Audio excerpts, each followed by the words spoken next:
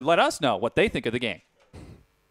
Thank you very much. And what a game there from Bangkok Titans. They survived yesterday, having to not be able to play through the game. They survived the 50-minute slugfest versus the Chiefs. And then all of a sudden, a pretty convincing game, honestly, against who we were calling the favorites, Dark Passage. Yeah, Dark Passage. They came in. This is tournaments being fought on Turkish soil, and this is their first real blunder. And once again, you have to go back towards that champ select. You know, people keep letting this Kalista pick through. And even though it wasn't the bottom lane that really exploded this time, we'll talk about G4 in a second, I just feel that you have to give them so much, I guess, respect when they do pick up the Kalista, and no team's able to deal with that. Yeah, you heard Froskurin talk about it earlier. Just such a powerful pick, enables so many good things for your team. But let's talk about what was really happening that game. In that mid lane, this pick right here, 2 games in a row, seen Diana go absolutely off. Yeah, and let's talk about the Diana pick a little bit, because I feel that unless you watch the LPL a lot, then you won't really know much about it. And while she's seeing a lot of play, and it's all about the summoner spells you get to take. You know, you take the teleport, all of a sudden with the Doran's ring, you're not pigeonholed into the flash, you're much more tanky. You're able to skill up the W, shove the wave out really aggressively, then teleport back in. And that's what we saw G4 do this game. You know,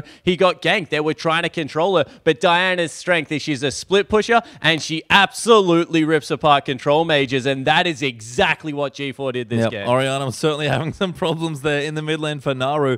And you know, you're right, when you take a farm fest there purely to Diana, she's going to get farm, you're going to get farm, and she's going to come out much better on the end of that trade. Yeah, and exactly right. It's because of the options. You know, you're able to split push, you're able to pull people around the map, but you're also able to assassinate AD carries, and that's exactly what G4 excelled at as this game progressed. We talked about it. He's a big assassin player. Let's pull up our first replay now and take a closer look at some of G4's antics this game. Yeah, and this is where the Bangkok Titans are a really great team. You can see Blue Buff is just gone across to Naru, but they're invading up into this area, and they're always the first team to respond because this is how they like to play League of Legends. So as we roll this one out, you see 007X is already up there with Moss. They go super aggressive, double flash. All of a sudden, the assassin flies in there, deletes Naru, and there's not much they can do on the back end. You know, the team fight continues, but in the end, all the Dark Passage lineup can do is successfully disengage, and Bangkok Titans start getting control. Yeah, and that was the 8th kill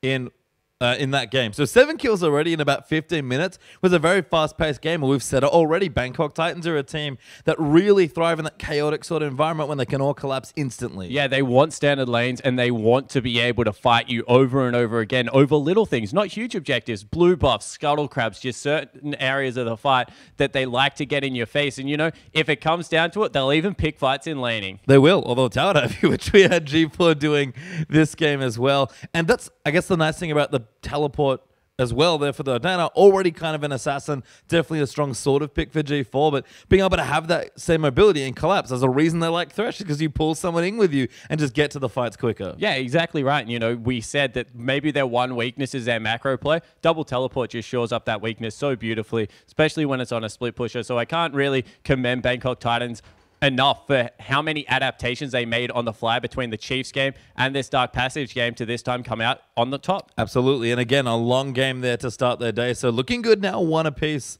And we have another replay to pull up now as well, because Bangkok Titans, they were just all over this game. Yeah, they certainly were, but this actually started with Zeit not wanting to be aggressive. Right now, he is the AD carry that thinks he's in a little bit of a lead. You can see he's up in CS, has that Trinity Force power spike. But as we roll this one out, you see the use of Braum versus the use of Bard, because Bard doesn't get the initial stun. Braum gets the knock-up, the concussive blows. All of a sudden, Zeit not goes down, and a whiffed ultimate out of Rydal there doesn't keep them alive for long enough. The collapse once again comes out of the Bangkok Titans. G4, the money man, once again here just to delete people. And, you know, the whole of the Dark Passage lineup looked like they just couldn't respond quick enough to what the Bangkok Titans were throwing at them. And that's how they play. Like we've said, very chaotic, very fast-paced, and a lot of collapses. G4 did a great job roaming around this game, got massively fed in this game on Diana. You even saw just in that last little passage, Abyssal Scepter and Nasha's already done it around 18 minutes. He was ripping through people. Yeah, exactly right. And I feel this is the second game in a row where the favorites haven't given the other team enough respect. You could see Dark Passage, they wanted to play the aggressive, in-your-face, skirmish me style the Bangkok Titans, honestly, last IWC made their shtick, and this time, Bangkok Titans, once again, proving that they're just the best team at doing it, so why try and play that game style against them? And, you know, for all the good G4 did, and he certainly did a lot of it, can't help credit 007X there as well. He was very on form this game around with the Gragas. Had a much more proactive game, lots of flash body slams, lots of ultimates.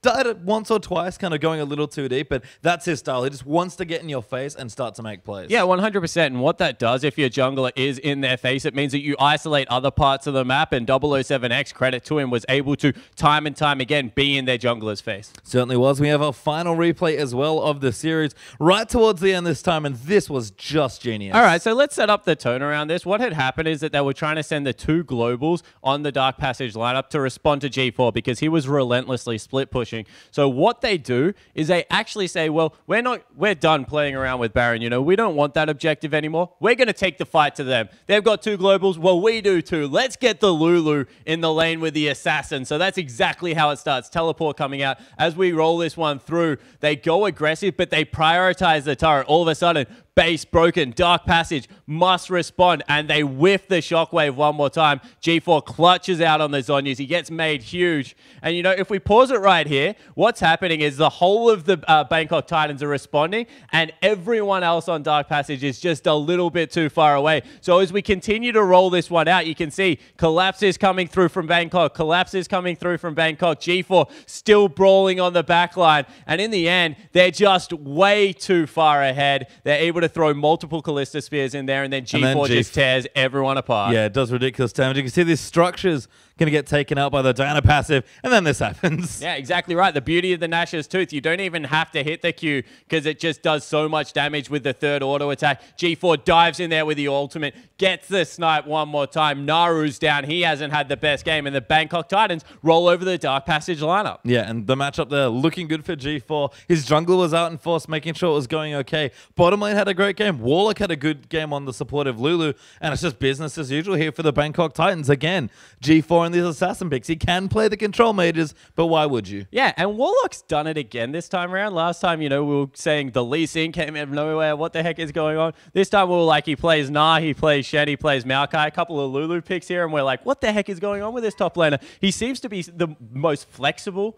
person on their team, at least you would have to say, that is able to mix it up on the international stage and play what his team needs. Lulu's such a power pick right now, especially with a good AD carry, and Warlock coming up trumps. Yeah, I think so as well. Again, he leads this team, very experienced, has been here before, played with his team for quite a long time.